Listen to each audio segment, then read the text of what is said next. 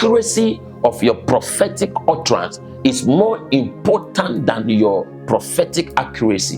One major thing every prophet must know is the difference between the things that the Lord will tell you or reveal to you for your knowing, and the things that the Lord will reveal to you to communicate. You need to know the difference, because not everything you see you must say. Not everything you hear you must communicate. There are so many things the Lord will tell you just for you to know. That's all. There are so many things the Lord will show you, the Lord will tell you just for your knowing. You are not supposed to communicate it. You are not supposed to openly prophesy it. You are not supposed to tell anybody about it. It is just for your knowing. In 2 Corinthians chapter 14 and the verse 32, we understand that the spirit of the prophet is subject to the prophet. In other words, you, the prophet, must be in charge of your prophetic utterance and communication. And you see, one of the biggest mistakes I've made in my early years as a prophet is that anytime the Lord tells me something, I see something, I am in a hurry to communicate it. And you see, if you don't understand prophetic utterance, you can be given a very accurate prophetic word, yet nobody will believe it. And even if it happened, people will still doubt you. Why? Because you didn't communicate it accurately. Listen to me. One major thing I want you to understand this evening is that the accuracy of your prophetic utterance is more important than your prophetic accuracy. Listen to me. Listen to me. One major thing I want you to understand this evening is that the accuracy of your prophetic utterance, the prophetic communication, the way you communicate your prophetic revelation is more important than the accuracy and the details of your communication. I know that will sound a little bit confusing, but it will make sense very soon. I want you to listen again. The accuracy of your prophetic utterance, the how, the know-how, how you speak, how you communicate the prophetic word is more important than the accuracy. It's more important than the accuracy. Let me give you a perfect example. You know, many years ago, I was very young, and I have this spiritual father, a mentor, that every Friday I go to his church, which is an all night, and he will finish preaching, and when he finished preaching, he will give me the microphone to prophesy, cast out demons from people, to deliver people. So every Friday night, I will go to his church, and as soon as he finished preaching, around 11 o'clock thereabout, he'll come and say, "Prophet Grant, come and take the microphone and do whatever the Lord will tell you to do." Then I will prophesy to many people, hundreds of people, cast out demons from people, pray for the sick, and there will be so many miracles. And you see, every Friday night, the church will be packed. People were just waiting for my father to hand over the microphone for me. And you see, I was very accurate with my prophetic ministration, but my prophetic utterance is not seasoned. I wasn't seasoned with my prophetic utterance. There are so many things I prophesy that I shouldn't prophesy.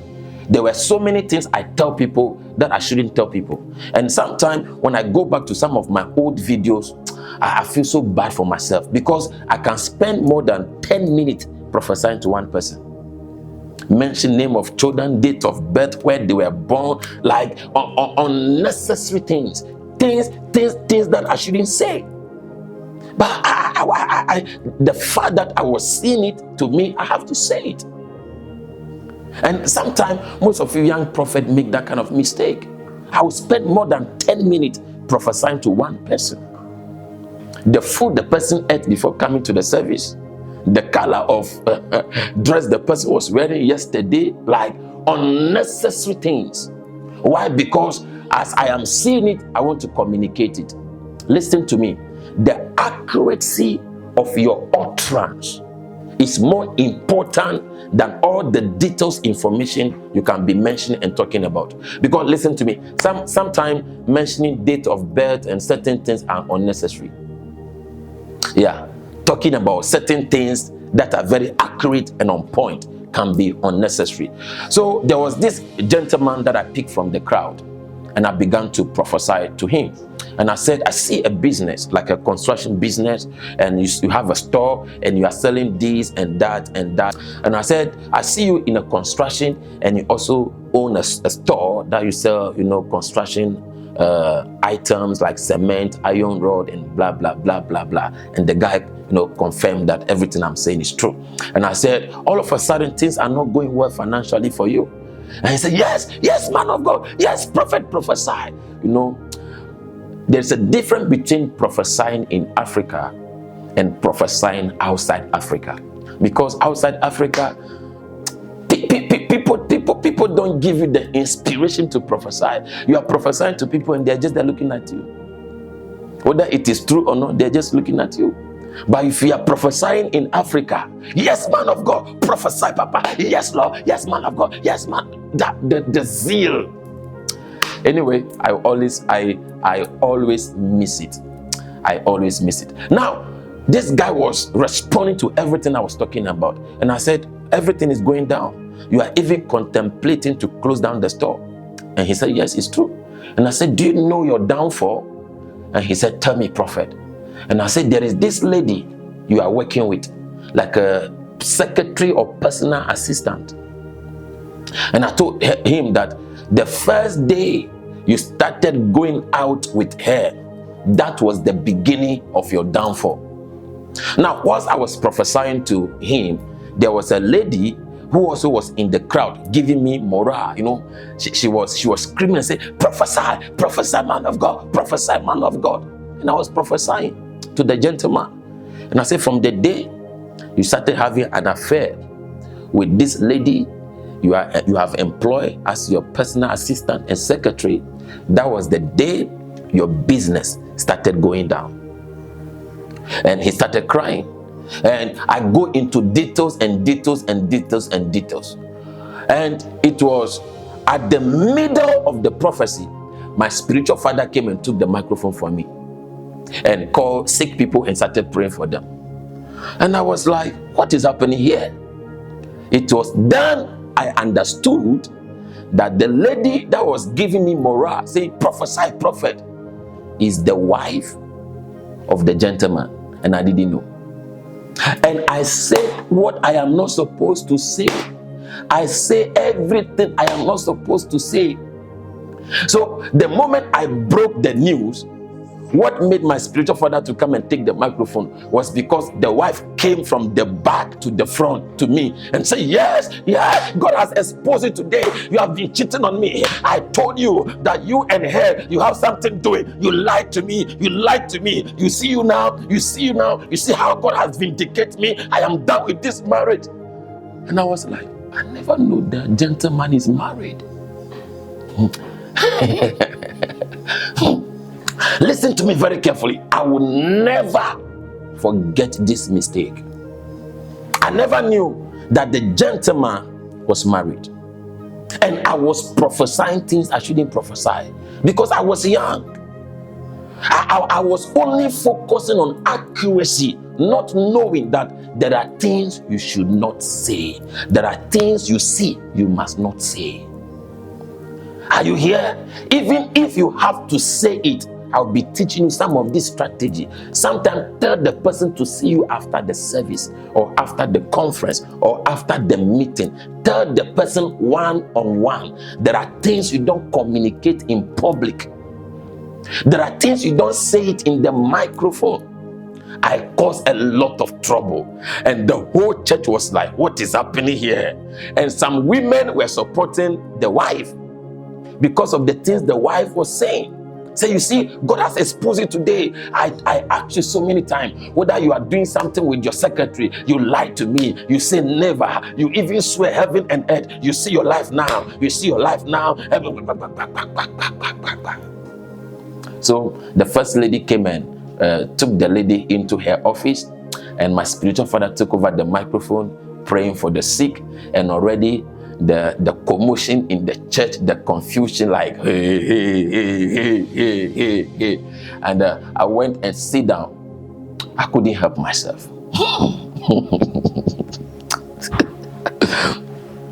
I couldn't help myself. And after the service, my father called me in the office. He blasted me. He gave it to me. And I didn't know where the tears were coming from. I was crying like a baby. Ma. The following day, I went to him and I said, Daddy, I understood I messed up. But the problem is that you are the senior prophet. You didn't train me. You didn't teach me. You didn't tell me not to say certain things. You see now? And I cried out to him. And that was when he started teaching me about prophetic utterances and prophetic strategies, how to communicate certain things. Listen to me very carefully. That was when he started teaching me how to communicate the prophetic utterance. Okay, there are things when you say it, it can break nations. There are things the Lord can show you about nations, about family, about people. When you speak it, you break nations. Somebody will go and kill somebody because of your prophecy. Somebody will go and destroy somebody. Somebody will go and spark fire just because of your prophetic utterance. So one major thing you need to master as a prophet is your utterance. It is your utterance. Many years ago, I was in a certain country. And you know, I'm not supposed to give this example, but I am giving you this example because the man is no more alive. The man is dead. So I can share a little bit. I was in a certain country, and a husband and a wife, they came and see me with one of their child. I don't know whether a girl or a boy or so. They came and see me. They have only one child, and they have been married for so many years. I think more than 10 years, and they had only one child. That was very young. They married, I think, 27 years or yeah, they married about 17 years or so. I can't remember. I am not good at remembering dates. Yeah, I'm not good at remembering dates. They've married for a long time, and after waiting to have children for a very long time, they only had one child. So they came to see me for prayer, and the man said that, you know, he has a low sperm count, and he has been to different doctors, different treatment and everything, and it seems like he can no longer impregnate the wife. So he believed in divine intervention, and he believed that if I pray for him, things can turn around for them to have another child. And I said, okay. So when I look at the wife, I saw this tall, giant, thick man standing behind the wife. And I heard a name. Then I mentioned the name. And I said, do you know a man by the name this? And the wife said, yes, that is the name of our driver. The man said, that is the name of our driver. Then immediately I knew that if I should continue this prophecy, hey, there will be war. Because the moment she said driver, God didn't tell me anything, but I knew that if I should continue the prophecy about the driver, I will say something that is going to break the family, that is going to break the marriage. So I need to put in place a strategy to switch. And you see, one of the most difficult things for every prophet is switching from one stream of revelation into another. Listen to me. One of the most difficult things that every prophet faces is how to switch from one stream of revelation to another. That is where you need to learn a lot of prophetic strategies that will help you to switch. And I told you in the previous session that one of the biggest strategies I use to switch is to sing or to raise a song. Yeah, sometimes you call somebody, you are prophesying to somebody, and at the middle of the prophecy, You knew that if you are to continue this prophecy, you are going to say certain things that you shouldn't say, or that the audience shouldn't hear. You need to learn how to cut yourself immediately, how to switch immediately. And if you don't know how to switch immediately, you'll be holding the microphone and be looking at the person, and everybody will be waiting to hear what next, what next, what next. And at the end of the day, you are going to lose yourself from that stream of revelation you find yourself. So putting in place strategies help you to switch from one stream of revelation into another. And most of the time, the strategy I use is to raise a song. Fire, fire, fire, fire fall on me. Most of the time I'll sing that song, or I have different kind of songs I will sing. And the moment I raise the song and the congregation is singing the song, it will help me to switch from that stream of revelation into another, that stream of prophecy into another stream of prophecy. And you see, sometimes I can be prophesying to somebody, and in the midst of the prophecy, I started singing a song, and the next thing I will tell the person is, I want to see you after service. Why? Because I knew that continuing prophesying to that person, I will alter certain things that I shouldn't say from the place of revelation. Are you getting it? And number two, there are prophets who will tell the person, you know, there are things I want to tell you personally, so wait and I'll see you after service. That is also a good strategy. Yeah, that is also a good strategy. Number three, I raise a prayer point. Sometimes I can be prophesying to somebody, and when I get to that place, and I knew that if I continue with this revelation I am tracing or I am seeing, I am going to alter or communicate some things that shouldn't be communicated in public, I have to quickly come with a prayer point. Everybody lift up your hands. I want us to pray this prayer. So the moment I raise the prayer point and everybody is praying and praying and praying, I will switch from that stream into another stream. Very, very important. Yeah, very, very important. So I knew that if I should continue prophesying to these couples, I would say things that will break the marriage. And it was later I understood that their only charge is not for the man, but it's for their driver. The only charge they had is not for the man, it's for the driver. So I have to put in place a strategy to switch from mentioning the name of the driver into another stream. And I said, let's hold hands right now. Let's hold hands. And we held hands. And I don't want to tell you that what I told them to switch. So from there, I prayed for them, and I told them that I want to see them again. But the woman was very wise enough. She knew that I knew something. So the next day, she called me and said, Prophet, I want to come and see you personally. And I said, no problem. And she came and she broke down in tears before me and said, Prophet, thank you for saving my marriage. And I said, what did I do? And she said, I knew that the Lord told you something yesterday when me and my husband came to you. And I said, what do you mean? Then she broke the news. Yeah, she broke the news. And she was like, Prophet, promise me you're not going to tell my husband. I said, this one is between you and God. If you decided to tell your husband, that is your problem. But me, I will not go behind your sin and talk to your husband. I'm never going to do that. Yes, that is why even if you're a prophet, you have to respect the code of secrecy. As a prophet, you need to respect the code of secrecy.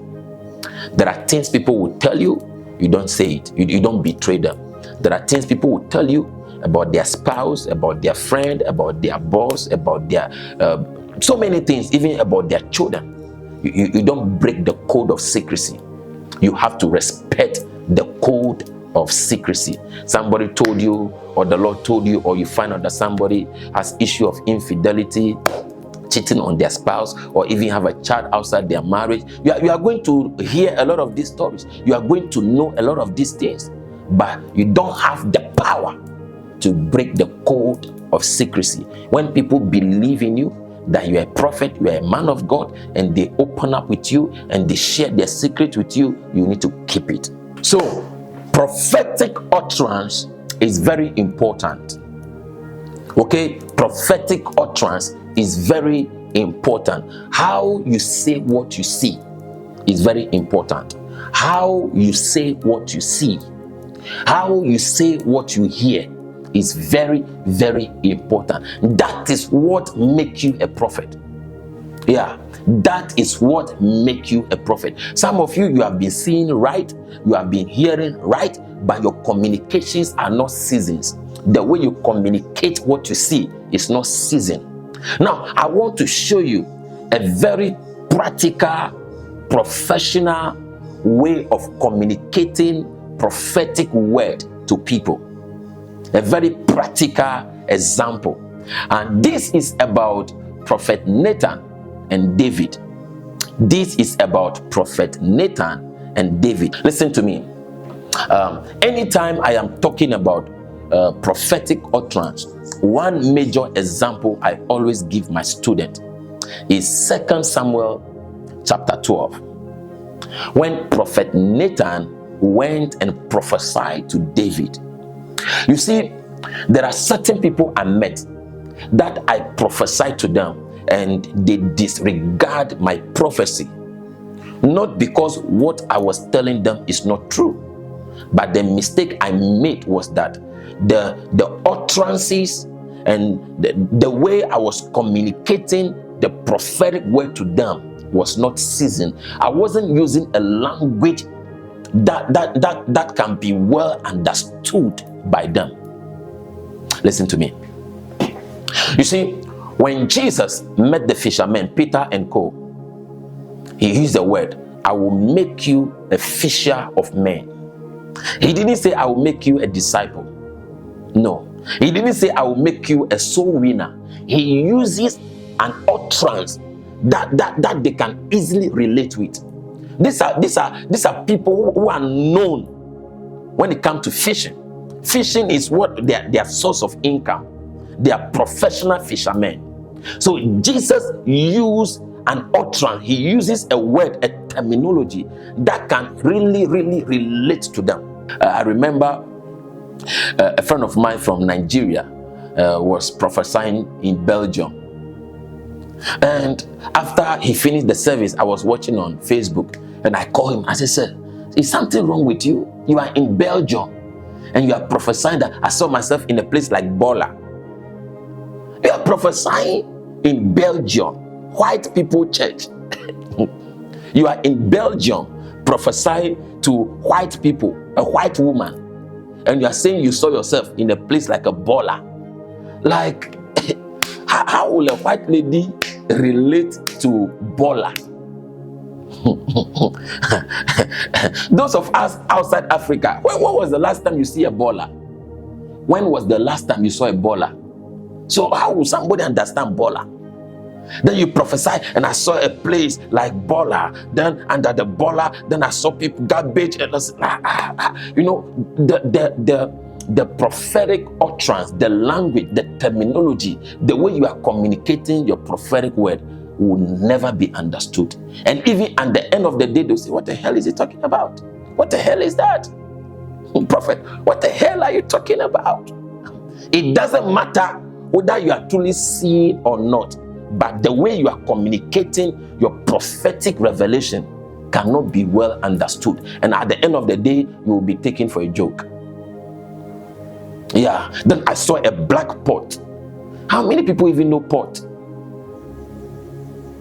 How many people? How many people know a pot? How many people have seen a pot before, apart from maybe online? How many people see a pot, a black pot, with a red thread or a red material at the neck? Prophet, you know, use a prophetic language that can be well understood. So this is Prophet Nathan, that God shown him that Prophet Nathan, David, my servant, did something very abominable.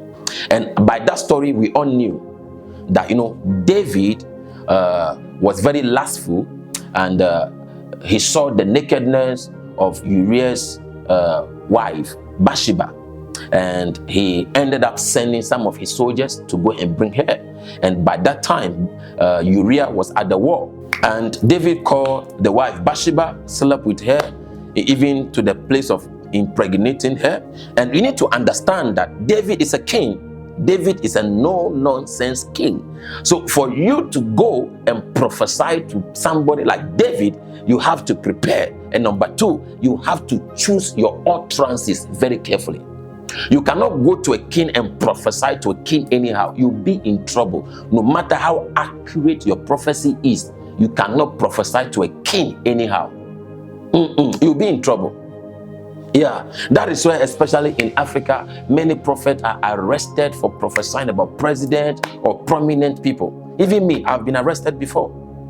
Yeah, I've been arrested before for prophesying to a rich man's daughter. And the father came after me, the police came for me. Somebody say, huh? Yes, I've been arrested before. Yeah, I prophesied to one rich man's daughter. Yeah, about something that is about to happen to her. It's a long, long story, and I'll tell you another time. Wow, you know, we have about 21 minutes to go, and I have a lot to share with you. But let me just share this with you.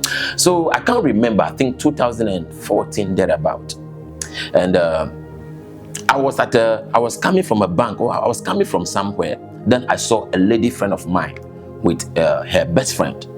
So I told, they were planning to write something like 𝗏𝗏 in Africa. 𝗏𝗏 is for those who fail in secondary school and you want to go to university. There is an examination you can write. If you pass, then you can go to university. So she was about to write 𝗏𝗏. And when I look at her, then I prophesied to her that, hey, I see that you are planning to go and write 𝗏𝗏, but there's an issue I am seeing ahead. And you have to be very careful about certain decisions you make and certain things you do. Because I am seeing in the realm of the spirit that your friend has gone to write the exam, but you didn't go to write the exam. I am seeing you in a police cell, like you are in a jail. Yeah, I am seeing that your friend has gone to write the exam, but you are in a place like a cell or jail. So pray about this prophecy and be very careful the things you do and the places you go. And she said, okay. Now she went home and crying to her parent that a prophet prophesied to her that she's going to jail.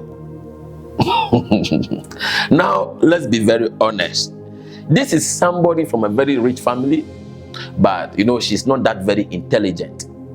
She's from a very rich family, and the parent want her to go to university by all means, and she has failed so many times. And now she's writing 𝗏𝗏 about the third time so she can qualify to go to university. Yeah, and they sent her to the best 𝗏𝗏 school in Ghana. I forgot the name. And few days for her to go and write exam, a prophet has prophesied to her that he saw her in jail. You know, just imagine the heaviness of that prophecy. So she went home crying, telling the mother that she doesn't even want to learn anymore because of what the prophet said. And the father was like, who is that prophet who said God told him or God showed him that you, my daughter, you are going to jail? I want to see that prophet and deal with that prophet. So I was home one day and I heard a knocking at my door. And this is the police, and they say, hey, come and enter the car. You have some question to answer at the police station. And I was trying to play like a big boy. They pushed my they pushed the back of my head, say, enter the pickup. Oh, I didn't even dress well. So they forced me into the pickup, and I was like, officer, what happened? Oh, they said, when we get to the station, you will know what happened. So I got to the station and I spoke to the station manager. And he said, "Are you Vincent Grant?" And I said, "Yeah, I'm the one." And he said, "Are you a prophet?" And I said, "Of course, a proud prophet."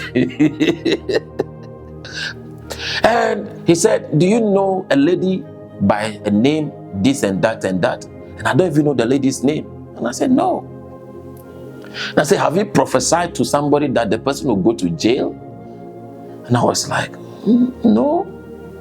Said, "There was this lady that said you prophesied to her that during exam she will be in jail and she will not write the exam and blah, blah, blah, blah, blah." And I said, "Oh, I remember. But that is not how I prophesy it."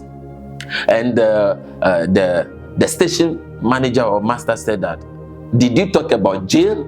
And I said, "Yeah." He said, "You will be the one to go to the jail."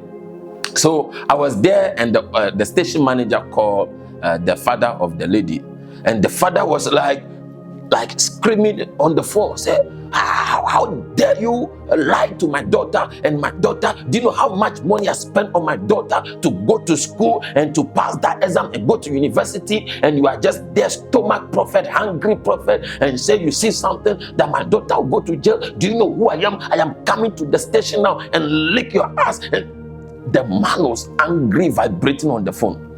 And the station manager or master said that, "Honorable, big man, you don't need to come to the station. I will deal with him." Say, "Deal with him. Deal with him. Deal with him. Whatever it will cost me for you to deal with him, deal with him for me. Lock him up for me." And I was like, oh. And you see, there are situations you find yourself that if you are not careful, you will even forget that God has called you. And at that moment, I just saw myself like a mosquito carried by the wind. I just feel so small, so little, so small. And those days I fast a lot. Those days I fast a lot. And my visions and revelations were very, very, very, right? Even if I close my eyes, I am seeing those moments. And the man said, "Go and sit down in the corner there." And some women who are also in the police, some police officers were there, and they were insulting me. They said, when did God call you? Did he, how did God call you? Are you sure God called you or you called God?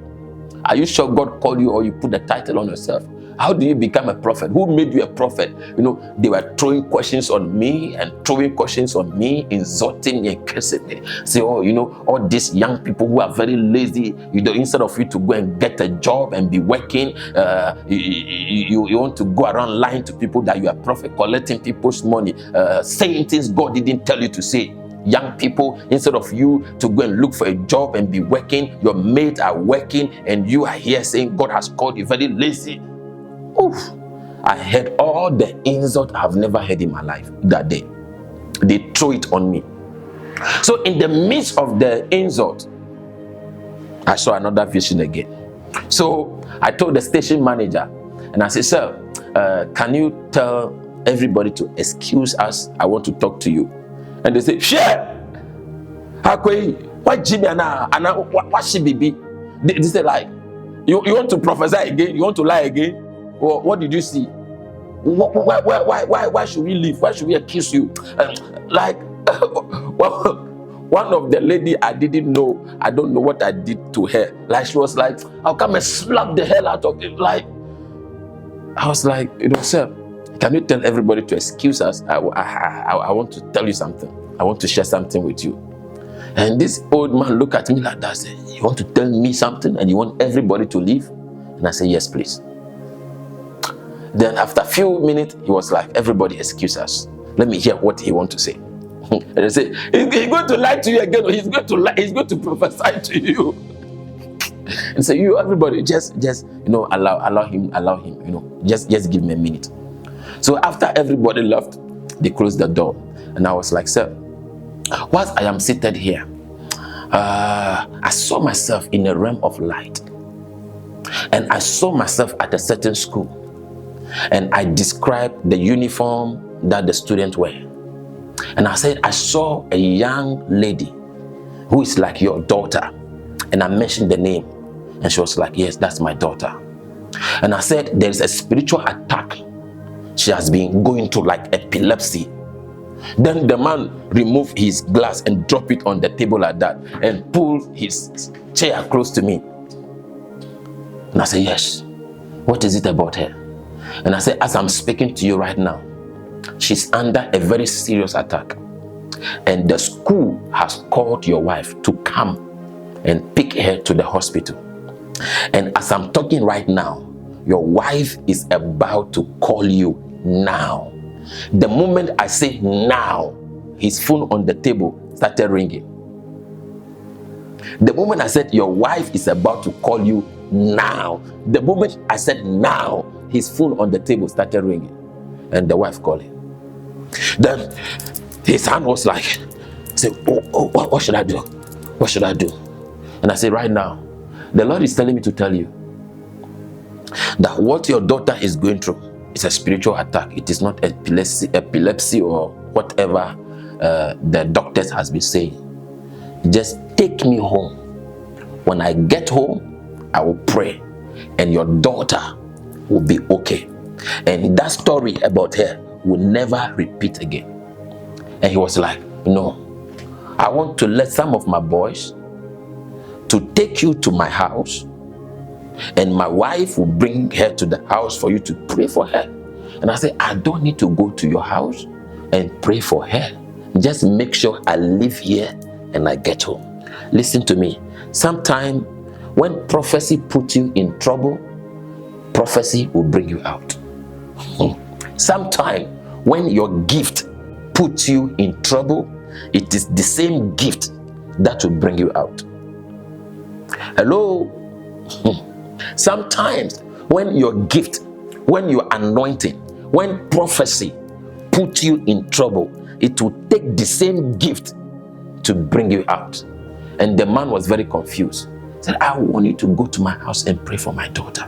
And I said, no, just make sure I am out of this place and your daughter will be fine.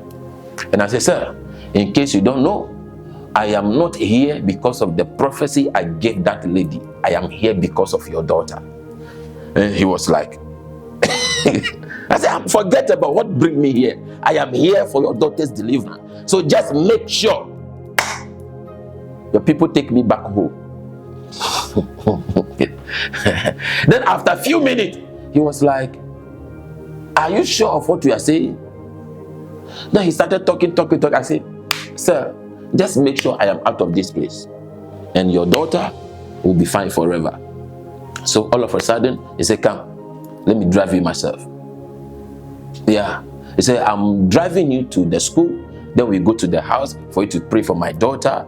Then I'll go and drop you home. And I said, no, you don't need to take me to the school. You don't need to take me to your house. Just take me to my house. When I get home, I will do the rest. And the man went and dropped me home. And that was the end. So it was later the same police officer who was the station manager or station officer called me. Yeah, he called me and said, Prophet of God, can you imagine what happened? And I said, what happened? Tell me. And he said that the lady I prophesied to that I saw her in jail has been has been arrested, and now he's at the police custody. And I said, what happened?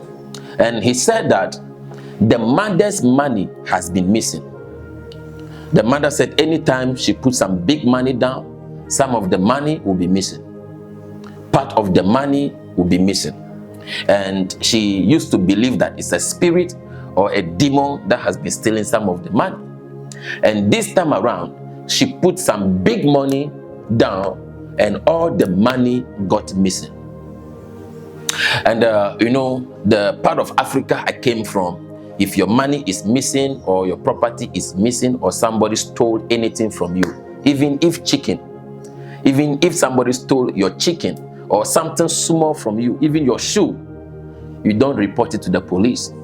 You go and do your spiritual things to trouble the person who stole it and the whole family of the person, and demand them to pay times 10 or times 20 of whatsoever you want to demand from them as the penalty or as the interest over whatever they stole. The part of Africa I came from, if somebody take anything that belonged to you, maybe your watch or your chicken, it's sometimes something small, or even coconut. If somebody go and steal your coconut from your coconut tree, you don't report to police. People will make an announcement, they will make a public announcement to make an awareness that whoever climbed the coconut tree and steal the coconut should come out. And they'll give a date. If the person didn't show up, that he or she is the one who stole the coconut, the person will do his or her spiritual things to trouble the person who stole the coconut, including the family of the person who stole the coconut.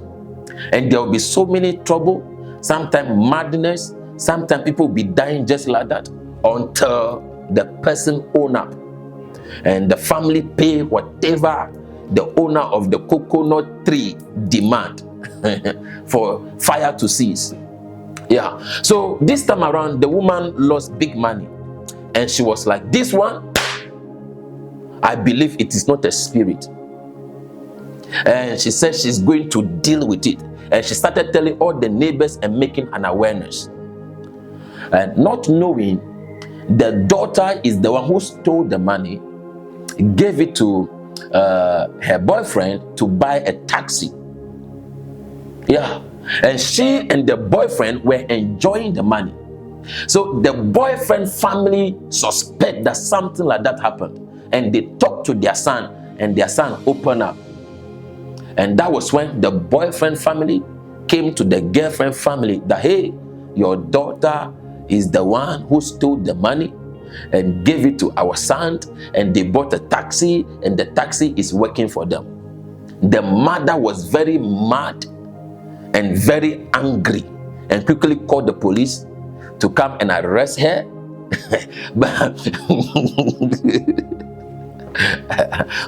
So at the end of the day, the prophecy came to pass that she couldn't write the exam anymore.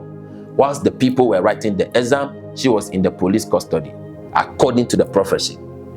Remember, I prophesied to her that I saw that people were writing the exam and she was in jail. So it came to pass that when the people were writing the exam, she was at the police custody. She was locked up. Yeah, she was locked up. So this is how the whole story unfolded. The family of the boyfriend heard that the mother's money is missing, huge amount of money. And the mother says she's going to work things out spiritually to get whoever stole the money. So the family suspect that something is wrong, looking at the way their son is now bought a car, buying this, changing things in his room, and their son and the girlfriend traveling, going all over the places. They suspect that something is wrong. So they call their son and say, hey, something is happening. Did this woman's daughter give you some big money? And the son admitted. When the mother heard it, yeah, he called the police. Yeah. And even when she knew that the mother knew about it, she ran away. So the mother called the police to look for her and deal with her. Yeah. So I think after the police locked her up for few weeks or months. Yeah. And later the mother told her that she doesn't want to see her in the house again. So she left the city of Accra and went to stay with the grandmother in the Volta region. Yeah. She left the city of Accra and went to stay with the grandmother in the Volta region. And at the end of the day, that was the end of the relationship. Yeah. She almost committed suicide because the guy broke up with her. Because of that incident, the family wanted the guy to stay away from her. And when she left the city of Accra, went to the grandmother, she was expecting the boyfriend would follow up. And the boyfriend just blocked and cut himself off from her. So that was how the whole story unfolded. So even though the police came for me, everything happened as I prophesied. As I prophesied. But the truth of the matter is that if I were to be prophesying to that lady today, I would have prophesied it differently. Yeah. If I were to be prophesying to that lady today, I would have prophesied it differently, knowing that she is about to write exam. I wouldn't have prophesied everything straightforward like that. Yeah, I would have discerned to see what is ahead and communicate it to her in a way she will understand, without even talking about police or going to jail. I would have taken my time to see ahead and advise her about stealing the mother's money. Yeah, that I would have done better. But you know, I was very young and I just say it the way I see it. Yeah, and this is the mistake many of you coming in the prophetic make. Don't say it the way you see it. Take your time, meditate on it, apply wisdom to communicate. And you see, if you don't master your prophetic utterance, you will cause confusion in homes, confusion in families, confusion in marriages, confusion in relationship, just because of your prophecy. Your prophecies are going to cause a lot of controversies, confusions, misunderstanding. You will make people fight one another. People are going to do crazy things out of your prophecy. So you have to master prophetic utterance, wisdom in communicating your prophetic revelations. So I want us to continue reading.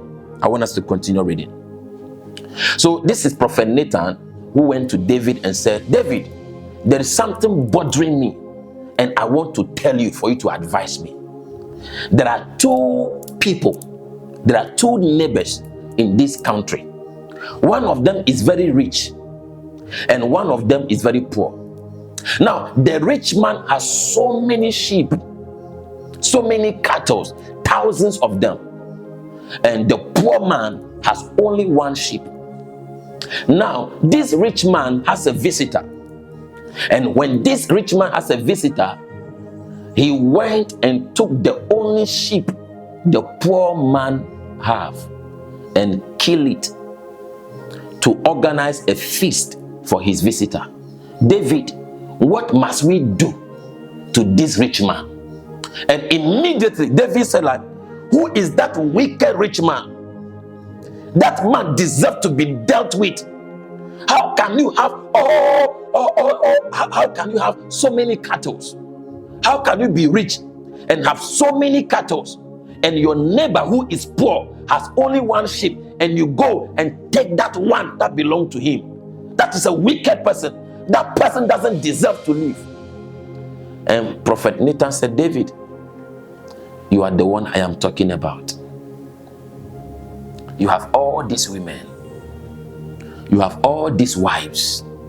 You have all these concubines. But you went for the only wife Uriah have. And listen to me. You know, let's read it. I just paraphrase it for you. Let's read it. Sent Nathan unto David, and he came unto him and said unto him, there were two men in one city. The one is rich and the other one is poor.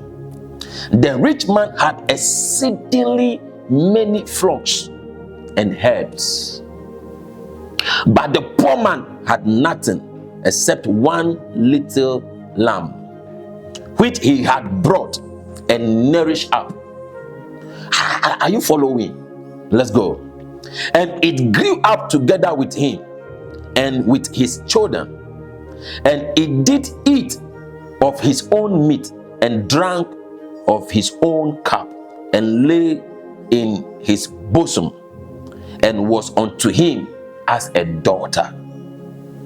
Are you listening to wisdom communicated? Okay, this is wisdom speaking.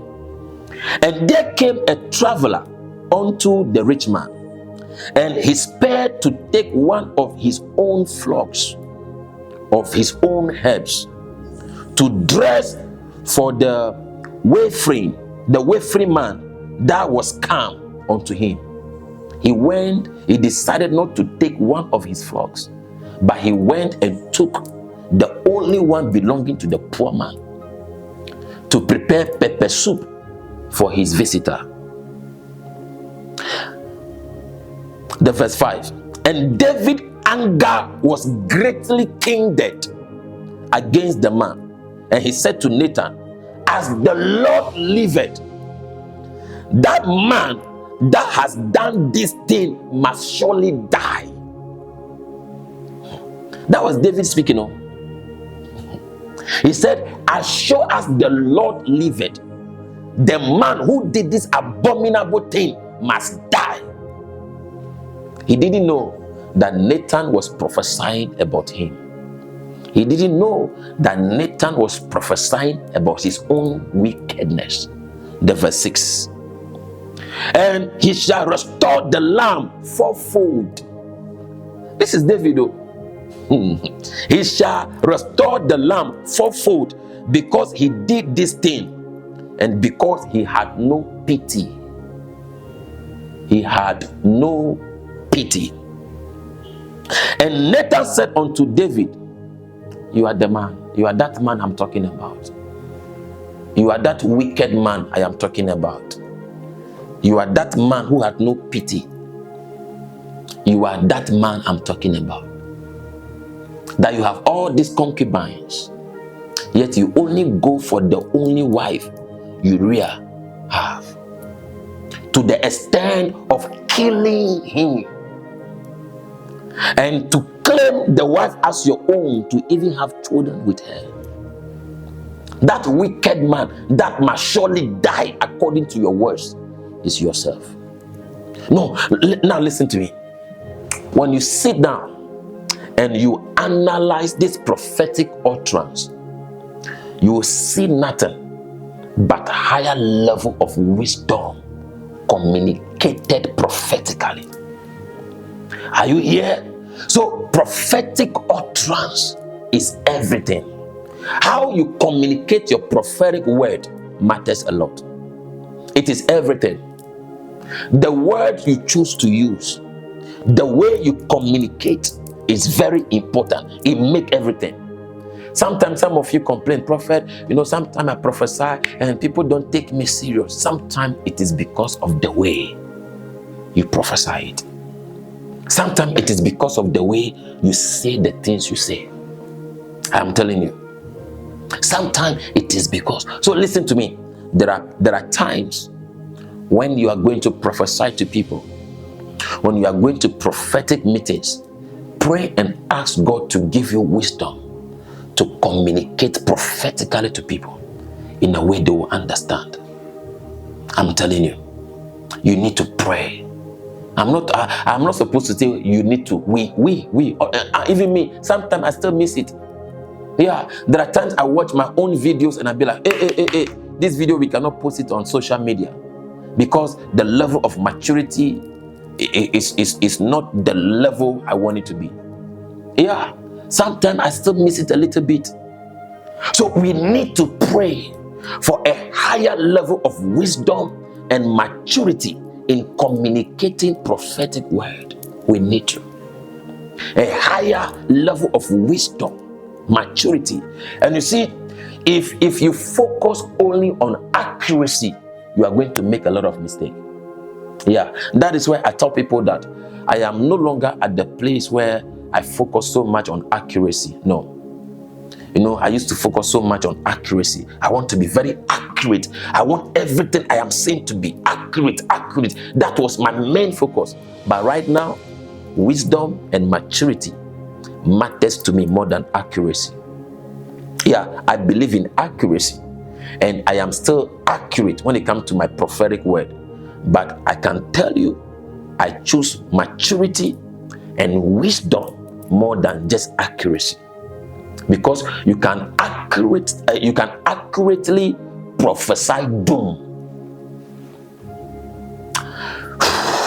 How will I explain this? You can accurately prophesy doom. You can be given an accurate prophecy, but it will destroy. It will be like a bomb. You can accurately, even the word is not coming. You can prophesy accurately, but it is bomb. So we need to pray for wisdom and maturity to communicate with a higher level of prophetic maturity when it comes to our utterance. Okay, now I want to take your questions.